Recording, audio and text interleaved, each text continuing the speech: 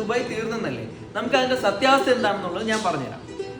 1 trillion supporting package ആണ് Dubai announce ചെയ്തിരിക്കുന്നത്. ഇനി അതേ കണക്ക് തന്നെ ബാങ്കിങ് സെക്ടറിന്റെ അസറ്റ് നോക്കിക്കഴിഞ്ഞാൽ 5.4 ട്രില്യൺ AED ആണ് ബാങ്കിങ് സെക്ടറിന്റെ അസറ്റ്. അതേ കണക്ക് ബാങ്കിങ്ങിന്റെ ലിക്വിഡിറ്റി എപ്പോഴും എടുത്ത് ചെലവാക്കാൻ പറ്റിയ പൈസ എന്ന് പറയുന്നത് 920 ബില്യൺ AED ആണ് അതിനകത്ത് ഉള്ളത്. അതുപോലെ തന്നെ ബാങ്കിങ്ങിന്റെ റിസർവ് എത്രയെന്ന് പറഞ്ഞു കഴിഞ്ഞാൽ 400 ബില്യൺ AED ആണ് ബാങ്കിങ്ങിന്റെ റിസർവ്. ഇനി ഫോറിൻ എക്സ്ചേഞ്ച് റിസർവ് നോക്കിക്കഴിഞ്ഞാൽ 1 ട്രില്യൺ AED ആണ് ഉള്ളത്. ഇതിന്റെ സോഴ്സ് എന്താണെന്ന് ഞാൻ ഇവിടെ കൊടുത്തിട്ടുണ്ട്, നിങ്ങൾക്ക് അത് പോയി വെരിഫൈ ചെയ്യാവുന്നതാണ്. ഇനി അതേ കണക്ക് തന്നെ യുഎയുടെ ഡെപ്റ്റ് റേഷ്യോ നോക്കിക്കഴിഞ്ഞു കഴിഞ്ഞാൽ ആ കൂടെ 112 ബില്യൺ ആണ് ഡെപ്റ്റ് റേഷ്യോ വന്നത്. ഇനി യുഎയുടെ GDP നോക്കിക്കഴിഞ്ഞാൽ 533 ബില്യൺ ആണ് യുഎയുടെ GDP. ഇത് എന്താണ് ഇൻഡിക്കേറ്റ് ചെയ്യണമെന്ന് പറഞ്ഞു കഴിഞ്ഞാൽ 5:1 ആണ് എന്ത് റേഷ്യോ വന്നിരിക്കുന്നത്. അതായത് ഡെപ്റ്റിലും GDPയും വെച്ച് നോക്കുകയാണെന്നുണ്ടെങ്കിൽ 5 മടങ്ങാണ് നമ്മളുടെ വരുമാനം എന്ന് പറയുന്നത്. ഇനി സ്ട്രാറ്റജിക് അസറ്റ് നോക്കിക്കഴിഞ്ഞാൽ 147 ട്രില്യൺ ആണ് സ്ട്രാറ്റജിക് അസറ്റ് നമ്മുടെ അടുത്തുള്ളത്. ഇനി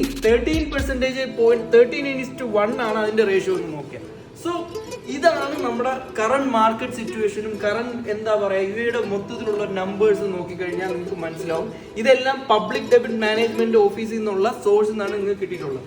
ഇനി മെയിൻ ആയിട്ടുള്ളതെന്ന് പറഞ്ഞാൽ ഇതുവരെ ഫോഴ്സ് മേജർ ഇതുവരെ അനൗൺസ് ചെയ്തിട്ടില്ല. ദാറ്റ് മീൻസ് യുഎഇ ഇപ്പോഴും സേഫ് ആയിട്ടുള്ള ഒരു സ്ഥലമാണ് ഇൻവെസ്റ്റ് ചെയ്യാനും അതുപോലെ തന്നെ മുന്നോട്ടുള്ള നിങ്ങളുടെ കാര്യങ്ങൾ മുന്നോട്ട് പോകാനും. ഫോഴ്സ് മേജർ എന്ന് പറഞ്ഞു കഴിഞ്ഞാൽ ഒരു കോൺട്രാക്റ്റുമായിട്ടുള്ള കാര്യങ്ങൾക്ക് നമ്മൾ ലയബിൾ അല്ല എന്നുള്ളത്. കാര്യം കോൺട്രാക്ട്സ് എല്ലാം ക്യാൻസൽ ചെയ്യുന്നതിന് തുല്യമായിട്ടുണ്ട്.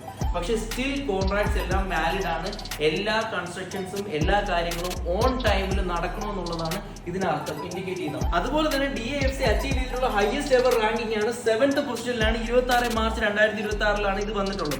ഓക്കെ, ഇനി അത് നോക്കിക്കഴിഞ്ഞാൽ നിങ്ങൾക്ക് സോഴ്സ് നോക്കി ഗ്ലോബൽ ഫിനാൻസ് സെന്റർ ഇൻഡെക്സ് ആണ്, എക്കണോമി, മിഡിൽ ഈസ്റ്റ്, ഇതിലെല്ലാം നിങ്ങൾക്ക് നോക്കിക്കഴിഞ്ഞാൽ ഈ സോഴ്സ് നിങ്ങൾക്ക് വെരിഫൈ ചെയ്യാൻ പറ്റും. എല്ലാത്തിന്റെ സോഴ്സും ഞാൻ ഇതിനകത്ത് കൊടുത്തിട്ടുണ്ട്, നിങ്ങൾക്ക് അതിനകത്ത് വെരിഫൈ ചെയ്യാൻ പറ്റും. അപ്പൊ നിങ്ങൾക്ക് തന്നെ മനസ്സിലാവും. പിന്നെ നിങ്ങൾ അതിനുശേഷമാണ് നിങ്ങൾ ഡിസിഷൻ എടുക്കാറുള്ളത്. ഇത് റൈറ്റ് ടൈം ആണോ റോങ് ടൈം ആണോ ഇൻവെസ്റ്റ് ചെയ്യാനുള്ളത്, അതുപോലെ തന്നെ ദുബായ് തീർന്നോ ഇല്ലയോ എന്നൊക്കെ ഉള്ള കാര്യങ്ങൾ നിങ്ങൾക്ക് മനസ്സിലാക്കാൻ പറ്റും.